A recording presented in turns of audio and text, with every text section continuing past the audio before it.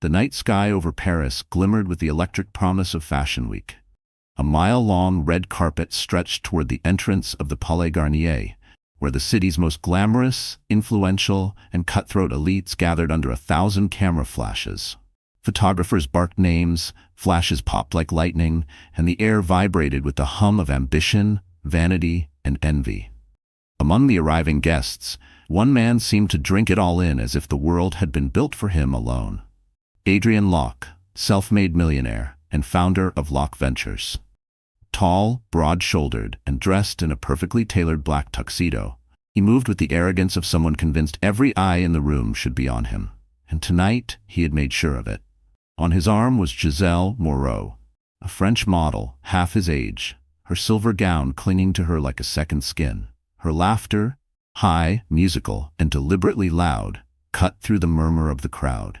She tilted her head just enough to make sure the cameras caught the diamond necklace around her throat, a necklace Adrian had bought just that afternoon. To the photographers, they were the perfect Fashion Week couple, rich, beautiful, and utterly unashamed. To the gossip-hungry crowd, they were a walking scandal. Everyone knew Adrian had a wife, and everyone knew she was pregnant. But Adrian didn't care. In his mind, Evelyn Locke was far away in London, tucked into their penthouse, too exhausted from her pregnancy to even think about traveling. She was quiet, gentle, and, he believed, entirely dependent on him. She wouldn't dare confront him here. Not at an event like this. Not with the entire fashion world watching. What Adrian didn't know, what would turn his entire world upside down before the night was over, was that Evelyn wasn't just in Paris. She wasn't just attending Fashion Week. She was the single largest private investor in the very fashion house whose show he was here to see.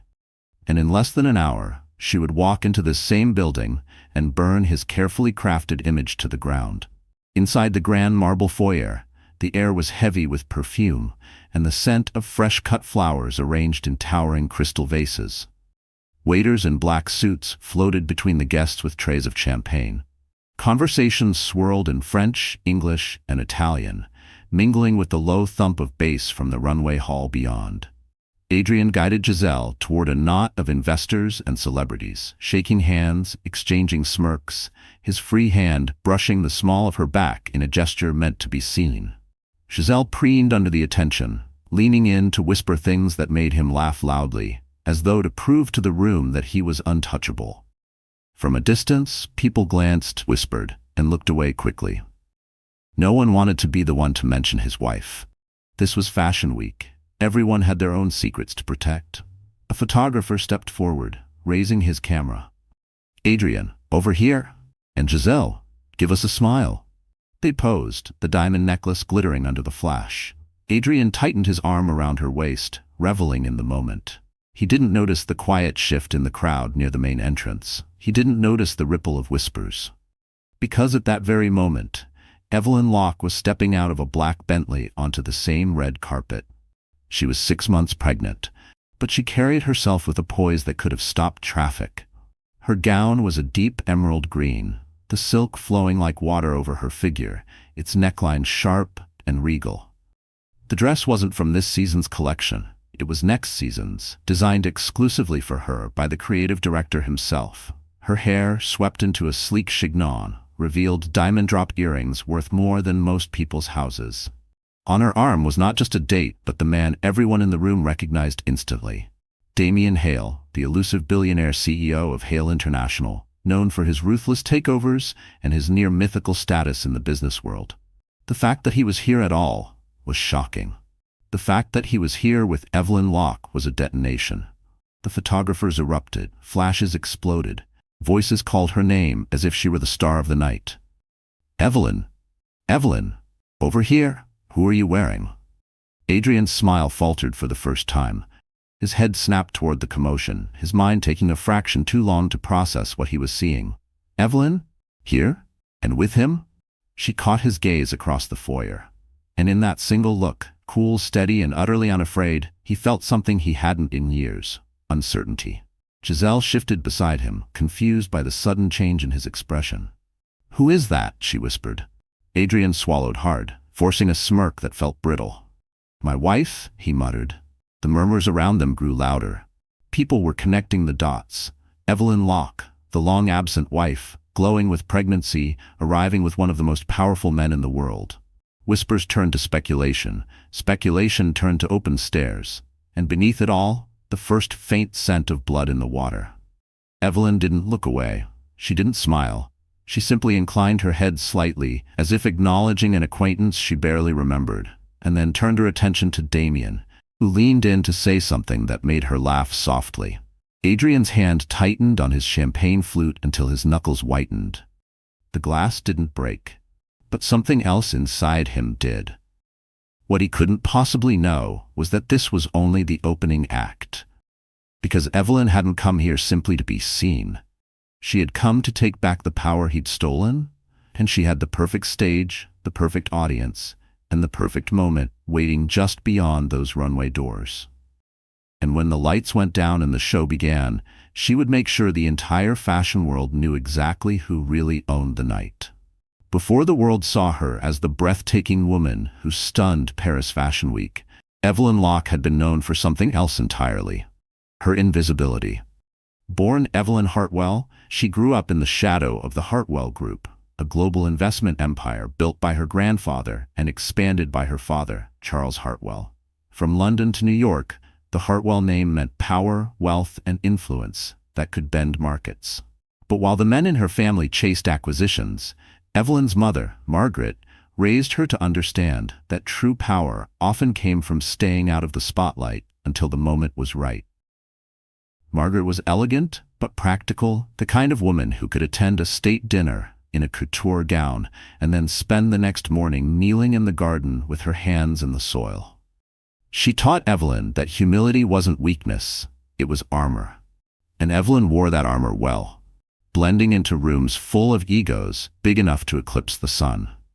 By her late 20s, Evelyn had quietly become one of the most capable private investors in Europe. She didn't seek headlines, but the sharpest people in the business knew her name.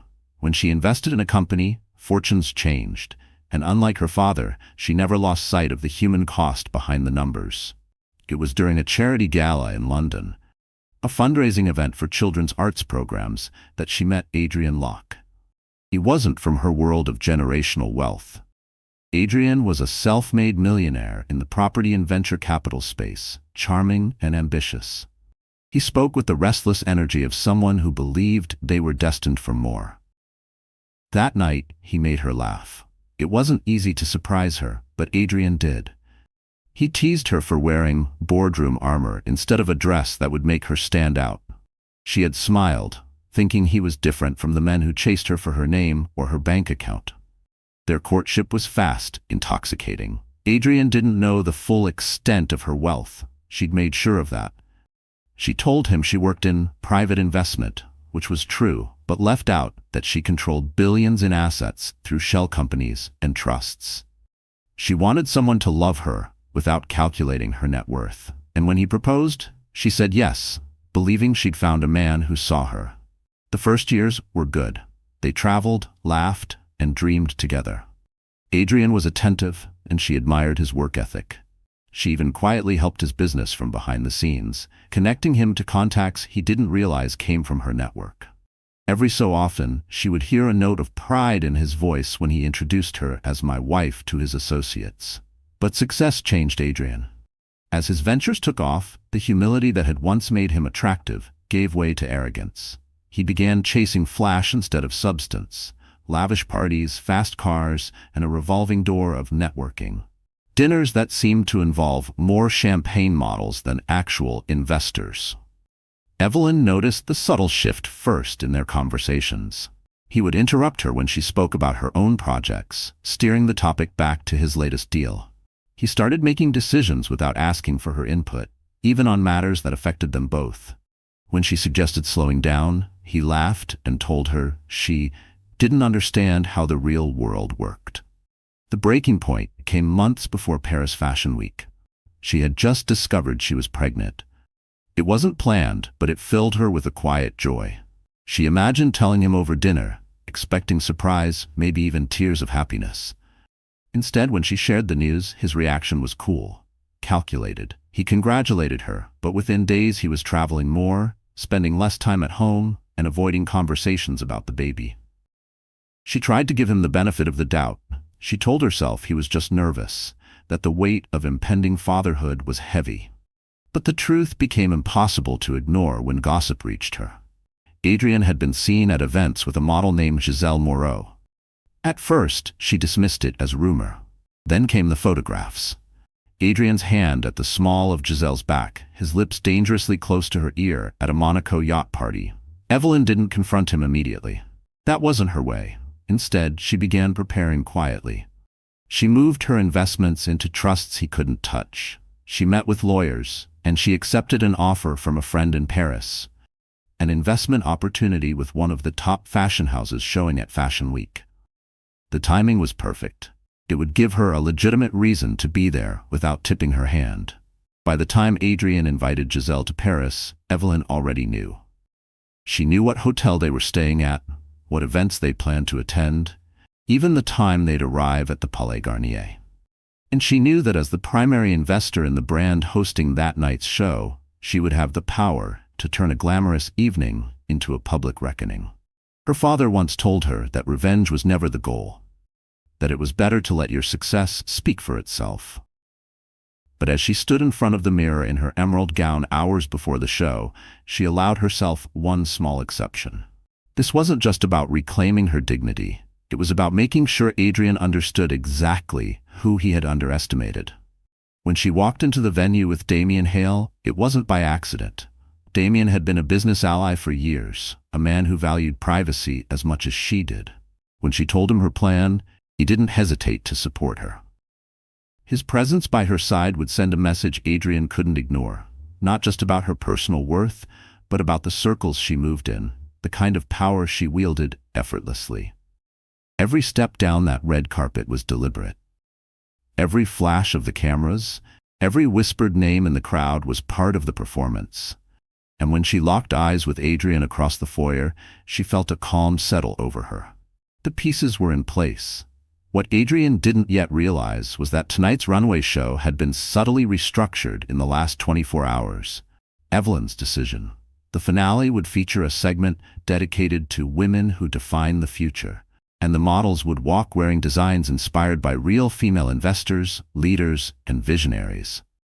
One of those designs was hers, and when it appeared under the lights, it would come with a revelation no one, least of all Adrian, was prepared for. Because by the end of the night, the world wouldn't just see Evelyn Locke as a pregnant wife in a beautiful dress. They would see her for what she truly was.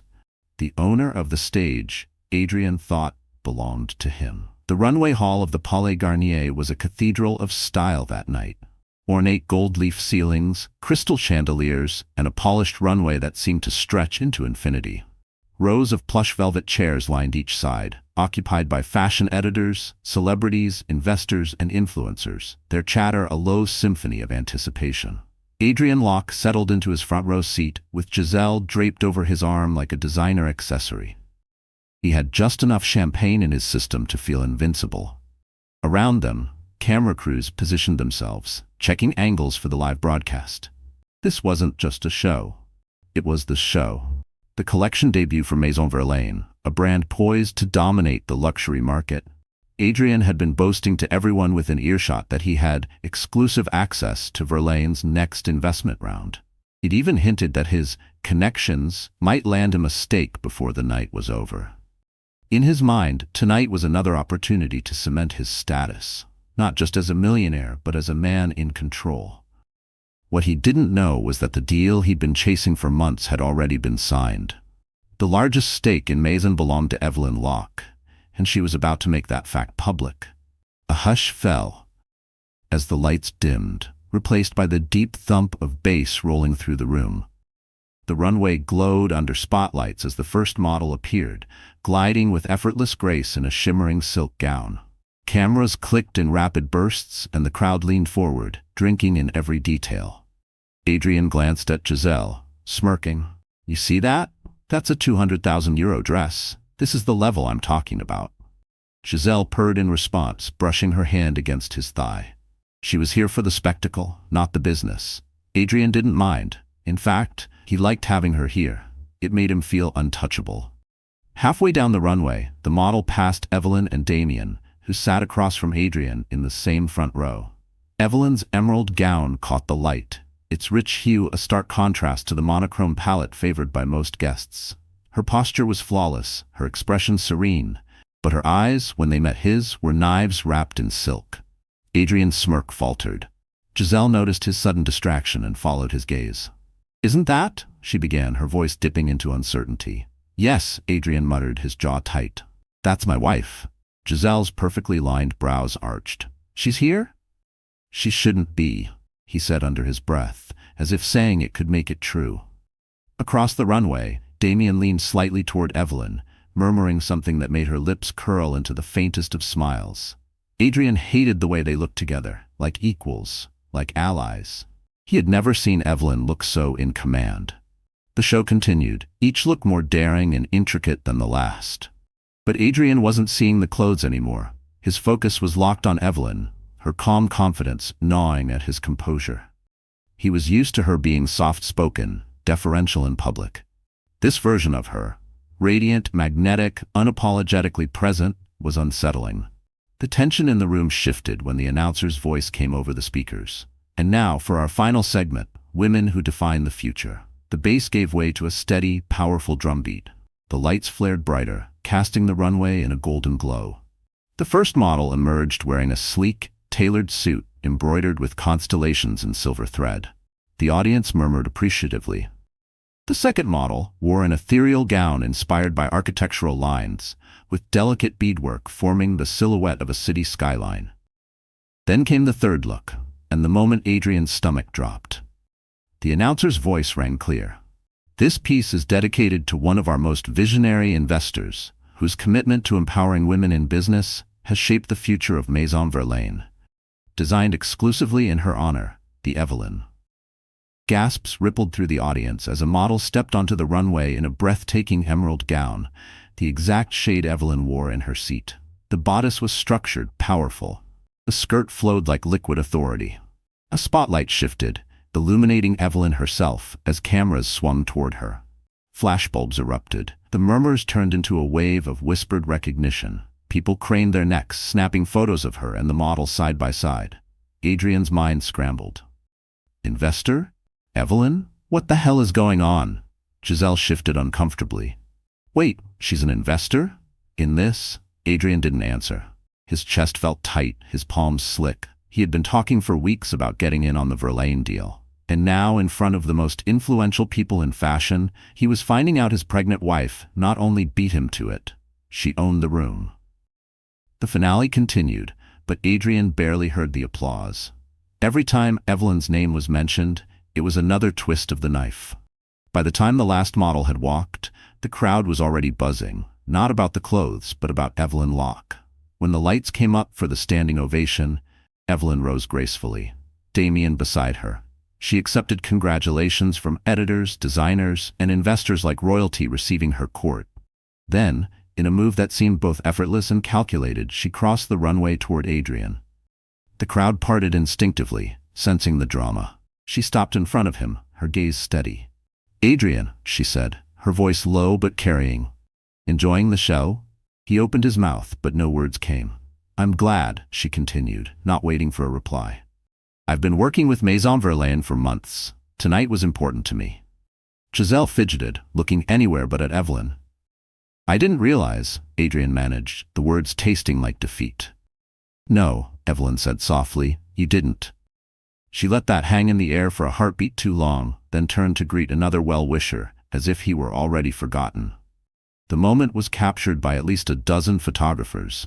Adrian Locke, Millionaire, looking small in his seat while his radiant wife walked away into a wall of flashing cameras. And for the first time in his career, Adrian understood what it felt like to be out of his league.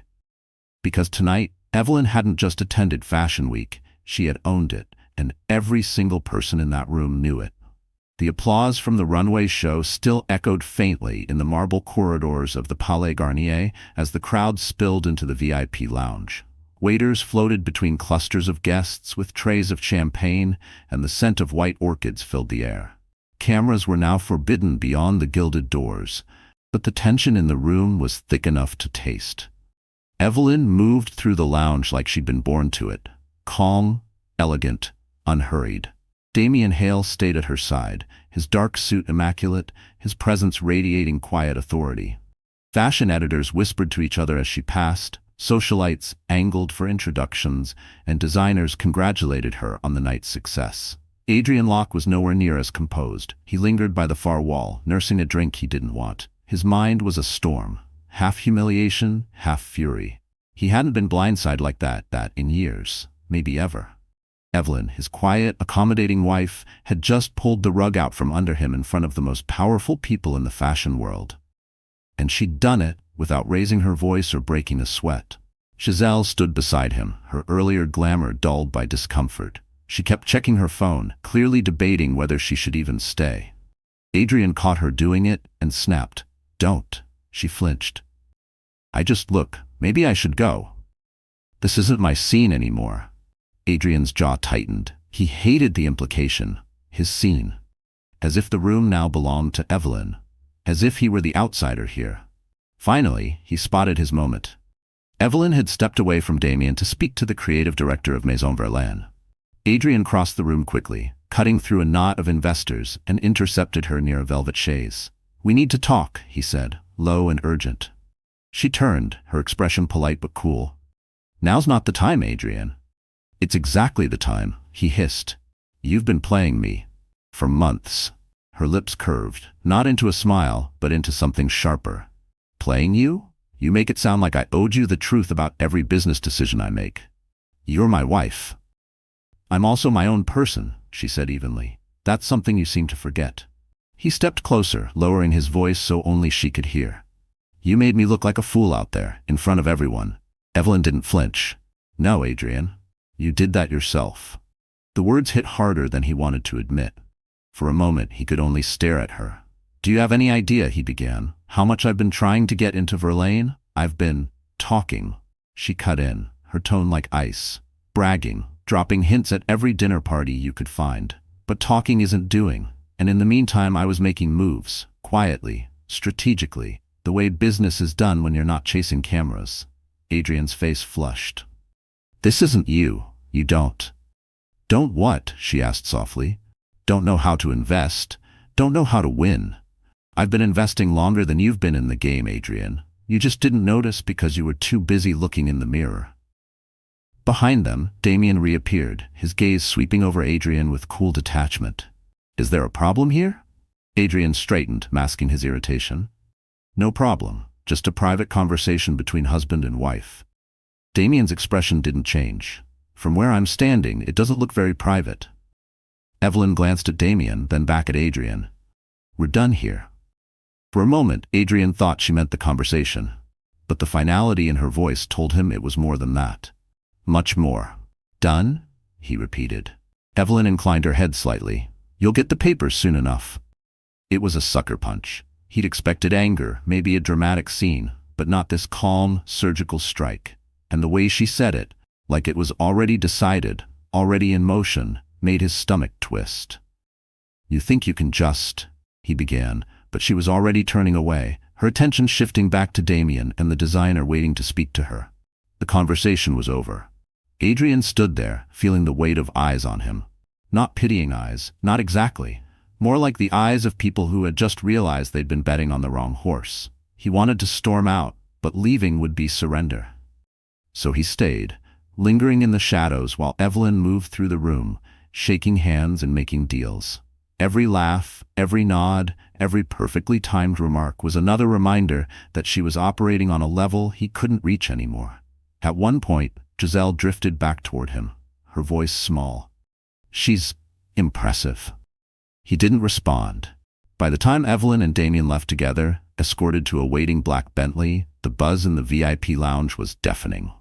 The story of the night wasn't the Verlaine collection, it was Evelyn Locke's public ascension. And every person in that room would carry the tale back to their own circles. Adrian remained behind, his drink long gone, his jaw clenched so tight it ached.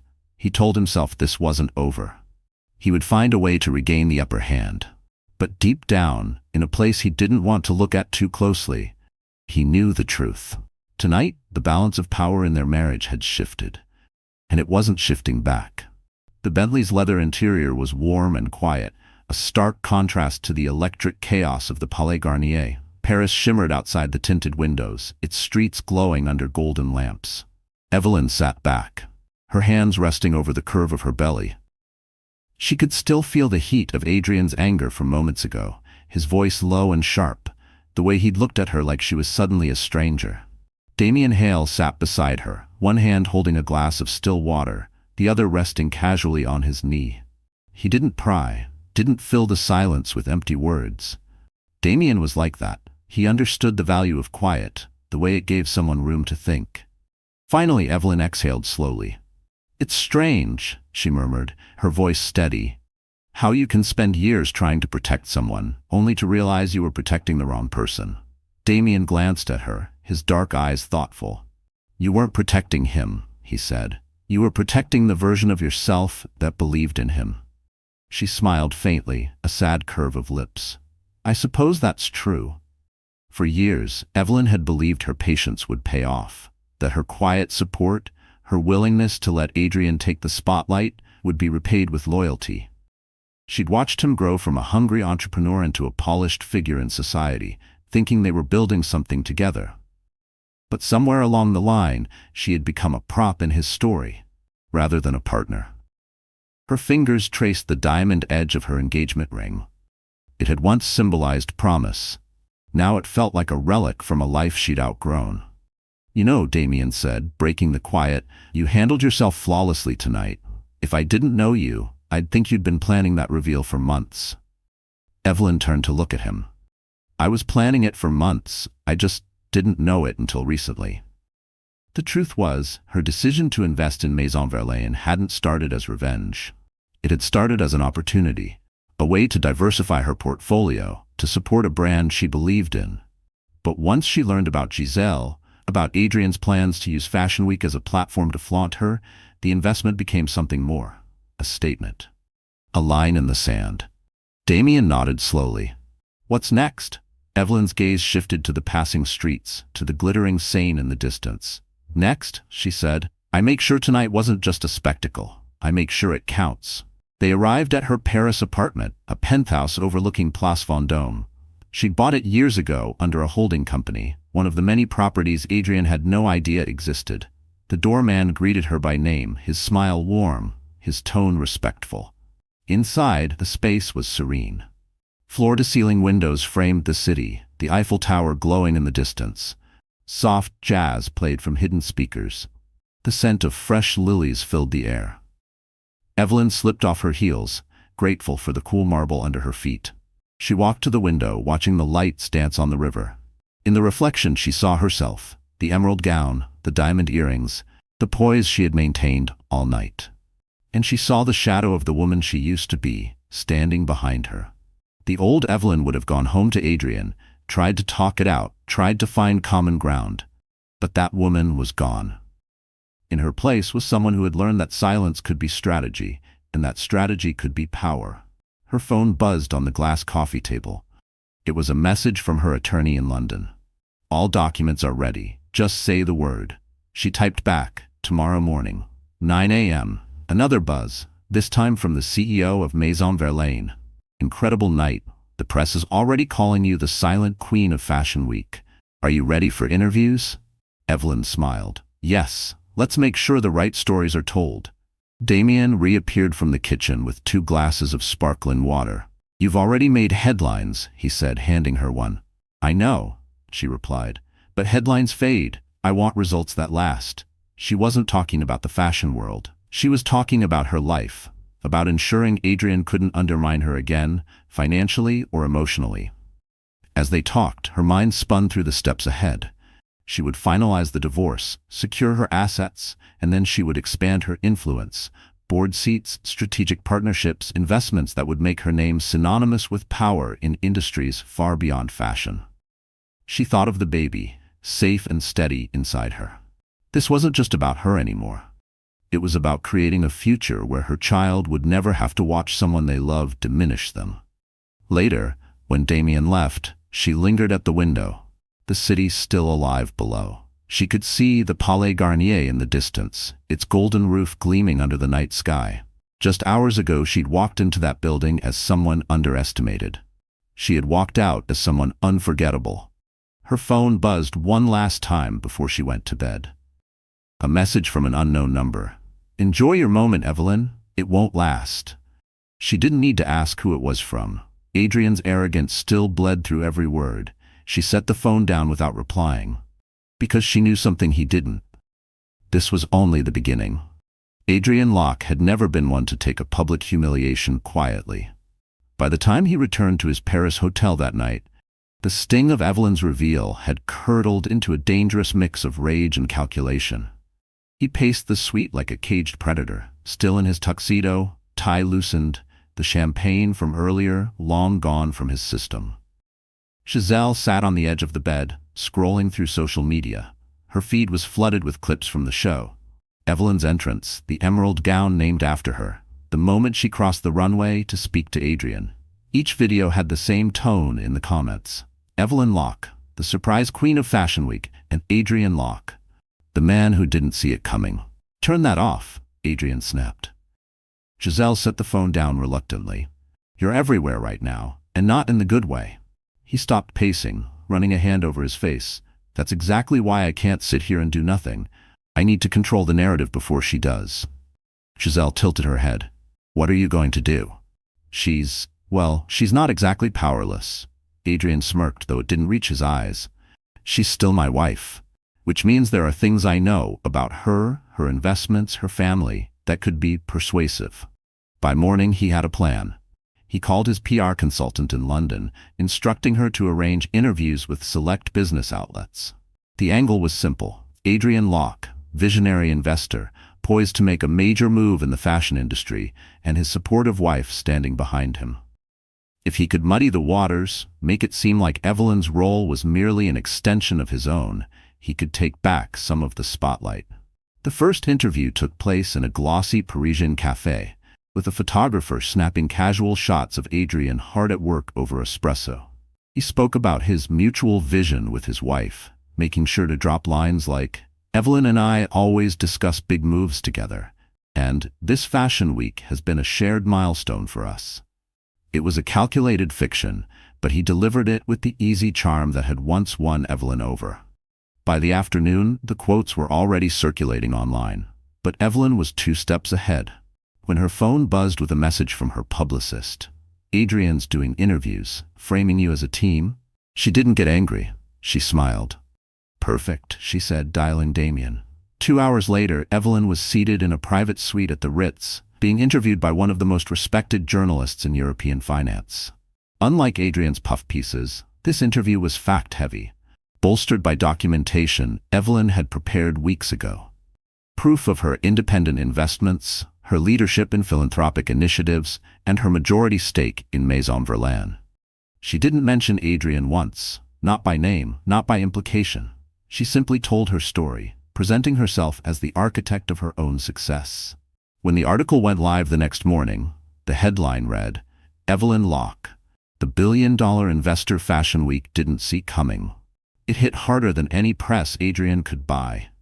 The comment sections turned against him quickly. People began pointing out inconsistencies in his interviews, comparing them to Evelyn's verifiable claims.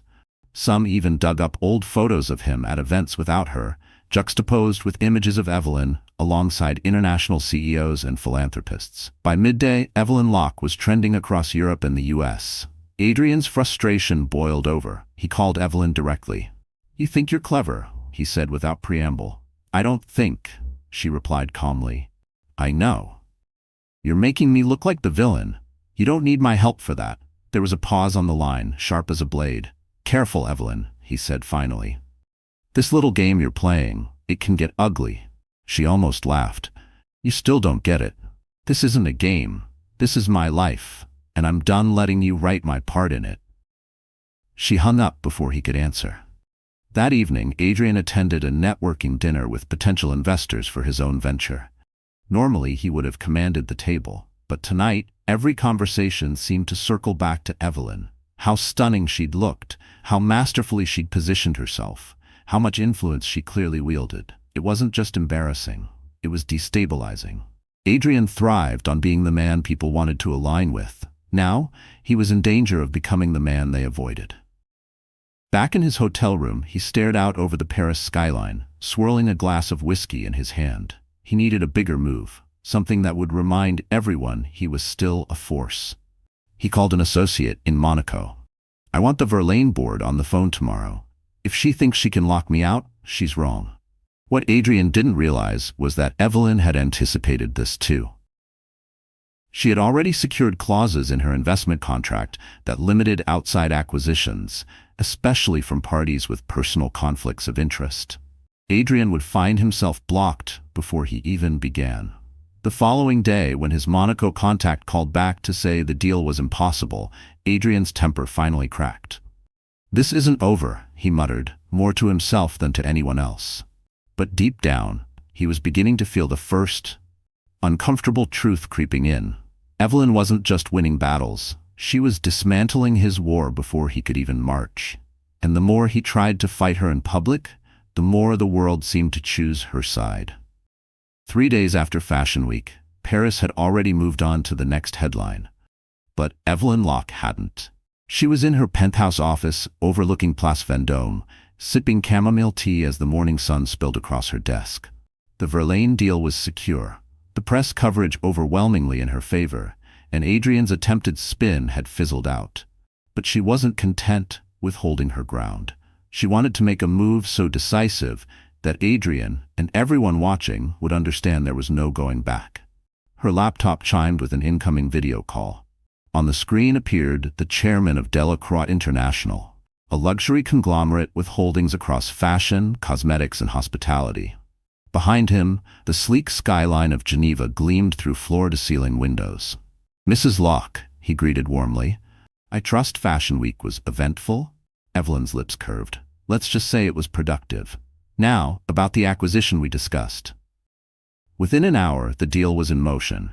Evelyn would purchase a controlling interest in Argent Capital, a boutique investment firm known for its aggressive plays in luxury markets. Argent's portfolio included several brands that directly competed with Locke Ventures, Adrian's company. It was a masterstroke, subtle enough to be legitimate business, but pointed enough to hit Adrian where it hurt most: his ability to close deals in the luxury sector. By noon, whispers were already circulating in London and New York. Adrian Locke's estranged wife had just taken a position that could undercut his expansion plans for the next 2 years. When Adrian heard, he was in a conference call with potential backers for his Monaco project. His assistant slid a note across the table. "Locke's wife buys into Argent Capital." He read it twice, the words sinking in like cold water. "What's this about Argent?" one of the investors on the call asked, clearly having seen the same headlines. Adrian forced a chuckle. "Just a minor portfolio shift, nothing that affects us." But it did affect them, and everyone in the room knew it. Argent's reach was wide, its influence growing, and now Evelyn had a seat at the table. Back in Paris, Evelyn's day continued with a quiet efficiency that belied the storm she'd just unleashed.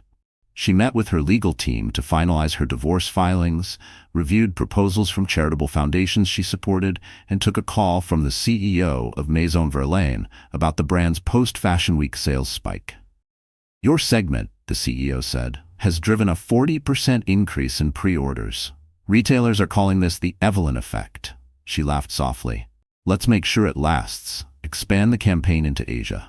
Her phone buzzed with a message, this one from Damien. Well played. He won't recover from this quickly. That evening, Evelyn attended a private charity gala at the Hotel de Crillon. It was a glittering affair, the kind of event where fortunes were made and lost over champagne toasts. She wore a midnight blue gown with a diamond bracelet that caught the light every time she lifted her glass.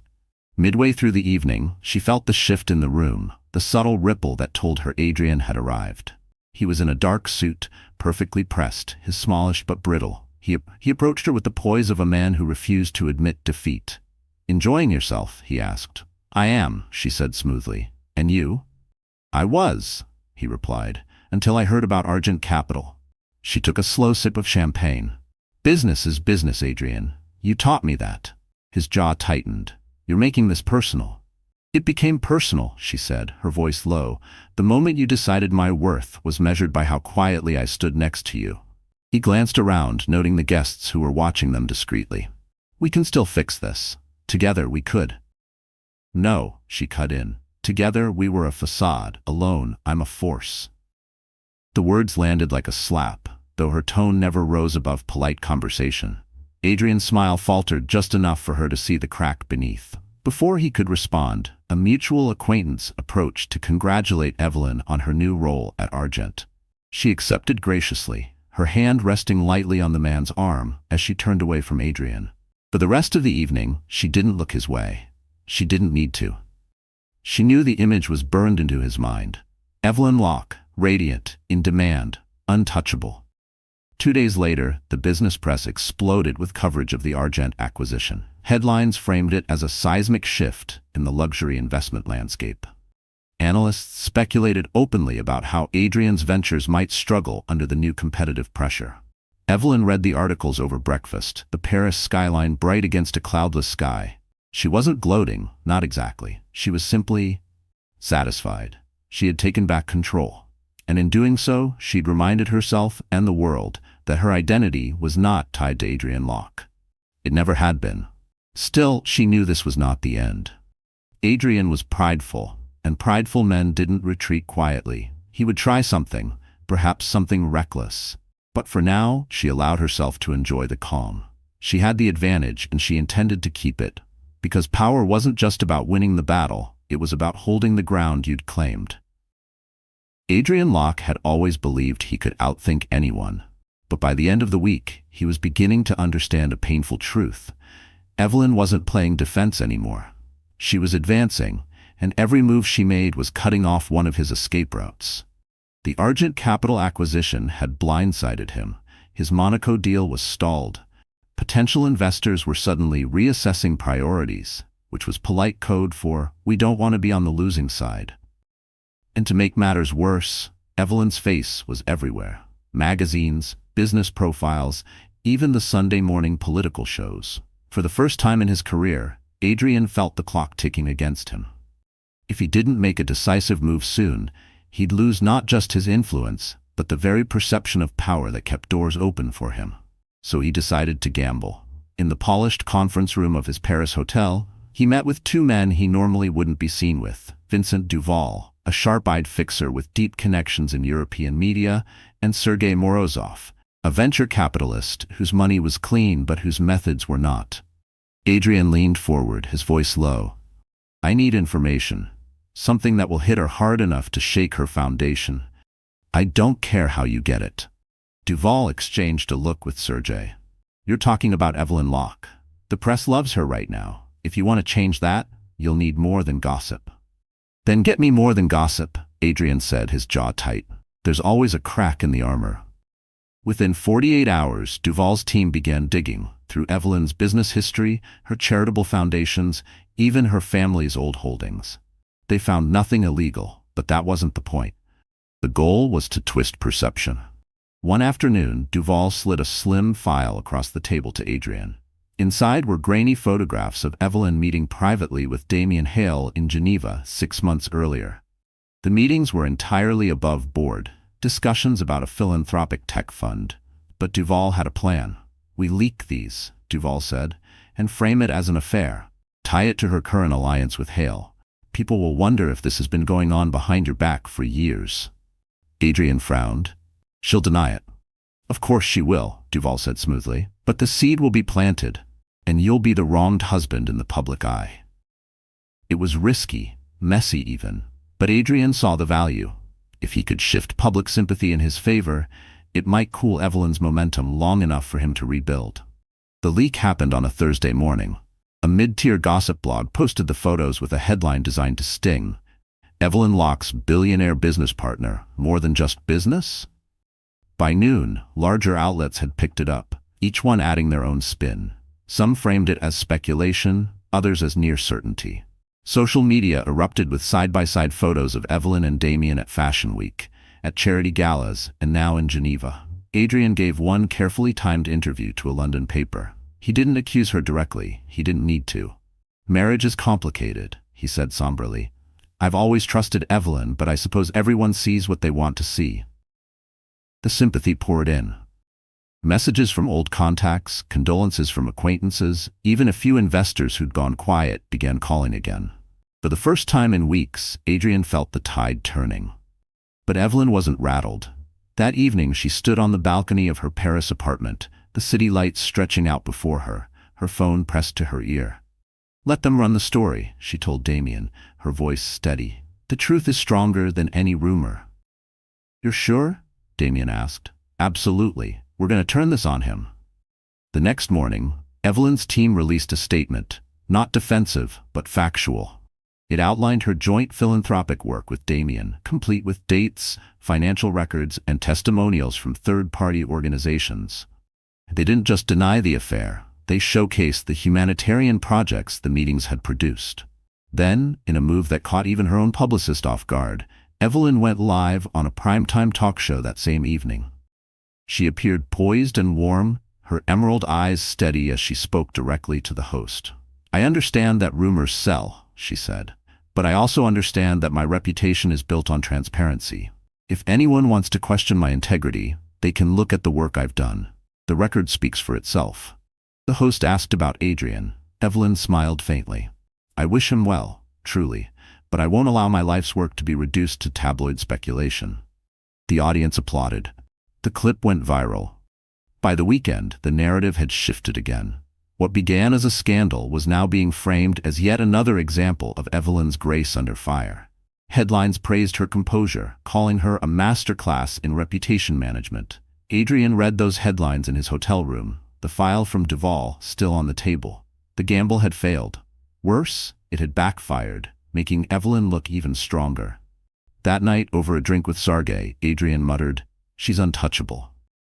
Sergei shrugged. "No one's untouchable. But you, my friend, you might be running out of moves." Adrian didn't respond. For the first time he wondered if Sergei was right, because if every risk only made her stronger, maybe the real gamble was thinking he could win at all. The week after the failed smear campaign, Evelyn Locke's name was no longer just trending. It was cemented. Fashion blogs called her the Emerald Queen. Business journals labeled her a market disruptor. And on social media, she was the face of a new wave of women reclaiming their power in male-dominated industries. Adrian, meanwhile, was shrinking from the public eye. The investors who had cautiously reappeared during the rumor storm had vanished again, their interest soured by Evelyn's poised rebuttal. His Monaco project was on indefinite hold. And now, whispers in the business community suggested he was unreliable and bad optics. Evelyn decided it was time to end this, decisively, surgically, and on her terms. She called a meeting in London, inviting select journalists, industry leaders, and potential partners. The venue was the glass-walled top floor of the Hartwell Group's headquarters, a space she rarely used, but one that carried undeniable weight. Damien Hale was there, as were the CEOs of Maison Verlaine and Argent Capital. Even her father, Charles Hartwell, attended, standing quietly in the back as Evelyn prepared her remarks. When the room settled, she stepped to the podium. The view of the Thames shimmered behind her, but her eyes were fixed on her audience. "Tonight," she began, "I'm announcing the launch of the Locke Hartwell Initiative, a global investment fund dedicated to empowering female entrepreneurs in emerging markets. Our goal is to channel over £2 billion into sustainable, women-led businesses over the next 5 years." The room buzzed with excitement. Cameras flashed. Evelyn continued, outlining the initiative's scope, its partners, and most importantly, its leadership. "I will personally oversee the fund," she said, alongside an advisory board of global industry leaders. "And I want to be clear, this is not a vanity project. This is a movement." Every word was deliberate. Every slide of her presentation reinforced her position, not as someone riding on family wealth or a husband's connections, but as a visionary in her own right. Then came the moment that turned the announcement into a checkmate. "Many of you know my personal life has been discussed in recent weeks," she said, her tone calm. "I'm not here to litigate gossip, but I am here to say this. Leadership means accountability. And that includes choosing the people you align yourself with. She paused, letting the room breathe. That's why, as of this week, the Locke Hartwell Initiative will also acquire controlling interest in Locke Ventures' luxury sector assets. The effect was immediate. Gasps rippled through the room. Locke Ventures, Adrian's company, would lose its most lucrative division overnight. The assets would be folded into the initiative, restructured under Evelyn's leadership, and rebranded. In one move, she had taken not just the crown jewel of Adrian's empire, but the symbol of his status in the luxury market, and she had done it publicly, with cameras rolling. Reporters scrambled to confirm the details, but Evelyn pressed on, closing with a vision of global change, mentorship programs, and long-term impact. When the event ended, the headlines were already writing themselves. Evelyn Locke outmaneuvers estranged husband in landmark acquisition. Adrian learned of it while sitting in a Mayfair club, sipping whiskey he couldn't taste. His phone buzzed relentlessly. Texts from colleagues, investors, even his own board members. One message stood out: "We need to talk. Urgent." He didn't go to the boardroom. He went home. Hours later, Evelyn received a short email from him. "You've made your point." She didn't reply. There was nothing left to say. That evening, she attended a private dinner with Damien and several initiative partners at the Dorchester. Laughter and champagne flowed, but Evelyn kept her focus. This wasn't about celebrating Adrian's fall. It was about building something bigger in its place. When the dinner ended, she stepped out into the cool London night. The city hummed with life around her. She pulled her coat tighter, feeling the weight of the last few weeks lift from her shoulders. Her phone buzzed again, this time with a notification from the press, an opinion piece titled, "Evelyn Locke, Proof that the Best Revenge is Success." She read it, smiling faintly. The article framed her as the antithesis of pettiness, someone who had risen above betrayal to create tangible change. It was exactly the narrative she wanted.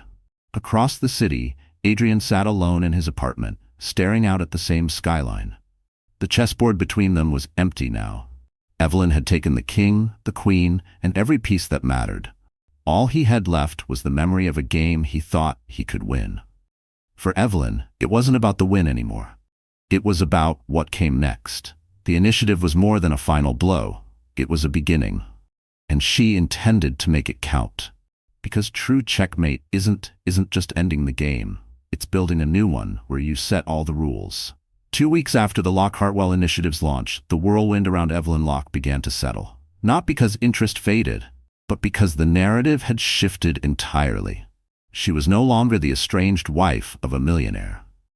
She was a philanthropist, an investor, and a woman whose name was becoming synonymous with transformation. On a crisp spring morning in London, she stood at the entrance of a community innovation center in Brixton, one of the initiative's first funded projects. Children in bright uniforms ran across the courtyard, their laughter mixing with the chatter of local entrepreneurs setting up inside. This was what she wanted the headlines to be about. Not scandals or revenge, but opportunity. Damien was there too, greeting guests and coordinating with the press. When he saw her pause to watch the children, he walked over. "Not bad for the first month," he said with a smile. "Not bad at all," she replied, her gaze warm. "This is what matters. This is where the real change happens." The ribbon-cutting ceremony drew a crowd of community leaders, journalists, and partners. Evelyn spoke briefly, focusing on the center's mission to provide resources for women-led startups, job training, and mentorship programs. Her voice was clear, steady, and without a trace of the turbulence that had marked her recent months. After the event, she sat in the sunlit atrium with a young woman named Lila, one of the center's first grant recipients. Lila's eyes were bright with hope as she explained her business plan for an eco-friendly clothing line. "No one ever believed I could do this," Lila admitted. Evelyn smiled gently. "People will doubt you until the moment they can't ignore you anymore. The trick is to keep building until that moment comes." Lila's gratitude was genuine, and Evelyn felt a swell of quiet pride. She had turned her own pain into purpose, and that purpose was already touching lives. Meanwhile, in a quieter corner of London, Adrian was making his own decisions. The loss of his luxury assets had forced him to sell a portion of Locke Ventures. He told himself it was a strategic pivot, But deep down, he knew it was the cost of losing to someone who had outplayed him at every turn. He saw Evelyn's name on the news almost daily, but the sting had dulled. Somewhere along the line, he had stopped trying to win her back or beat her, and had started trying simply to move on. One evening, Evelyn received an email from him. It wasn't an apology exactly, but it was close. "You've built something impressive. I hope it works out for you. For both of you." She read it twice, then closed her laptop without replying. Not out of malice, but because some chapters didn't need a final conversation. They needed to stay closed. That weekend, Evelyn attended a gala at the Victoria and Albert Museum, her first purely social event since the storm had begun. She wore a simple ivory gown, her hair swept up, no emeralds, no dramatic statements. She didn't need them anymore. The whispers in the room weren't about her personal life, but about her projects, her results, and the deals she was quietly making behind the scenes. Midway through the evening, she stepped out onto the museum's balcony. London stretched before her, glittering under the night sky. Damien joined her, offering a glass of champagne.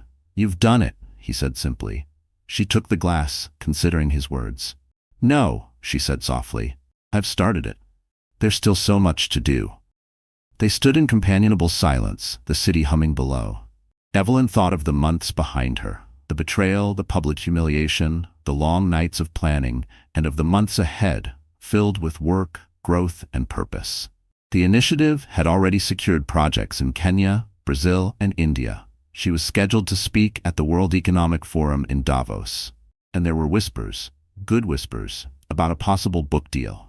Not about scandal, but about strategy and resilience. When she finally returned inside, a reporter stopped her near the coat check. "Mrs. Locke, one question," he said. "If you could sum up the last few months in one lesson, what would it be?" She paused, then smiled. "That a woman's strength isn't in what she endures, it's in what she builds after." The quote made the next day's headlines. Weeks later, as she boarded a flight to Nairobi for the initiative's first international summit, Evelyn looked out at the runway and felt a sense of calm she hadn't known in years. She was no longer running from anything. Not from Adrian, not from the past, not from the version of herself who had once been content to stand in the background.